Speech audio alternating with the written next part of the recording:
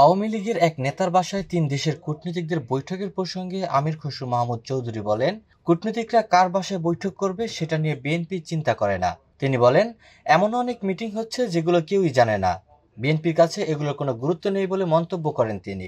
আমির খসরু মাহমুদ চৌধুরী বলেন, আগামীর বাংলাদেশ গণতান্ত্রিক অর্ডার ফিরিয়ে আনব, এটাই গুরুত্বপূর্ণ। বাংলাদেশের জনগণ কি চায় সেটা বড় বিষয়, বাংলাদেশের জনগণের সিদ্ধান্তই গুরুত্বপূর্ণ।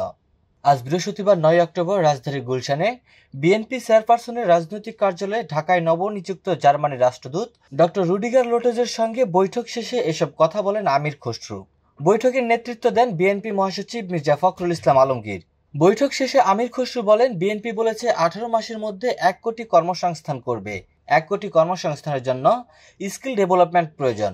স্কিল ডেভেলপমেন্টের জন্য জার্মানির সঙ্গে আমাদের সহযোগিতা অত্যন্ত গুরুত্বপূর্ণ।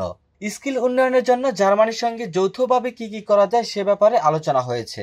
জার্মানি বিনিয়োগ কিভাবে আরো বাড়ানো যায় সে ব্যাপারেও আলোচনা হয়েছে। জার্মানি ইতোমধ্যে চীনে কিছু বিনিয়োগ করেছে, ভারতেও কিছু বিনিয়োগ করেছে।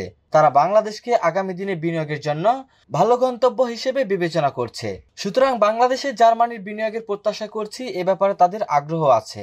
তিনি আরো বলেন, বিনিয়োগের জন্য ভালো পরিবেশ দরকার। বাংলাদেশের বিনিয়োগের যে সমস্যাগুলো ছিল সে বিষয়ে আমরা আমাদের অবস্থান পরিষ্কার করেছি, সিদ্ধান্ত জানিয়েছি।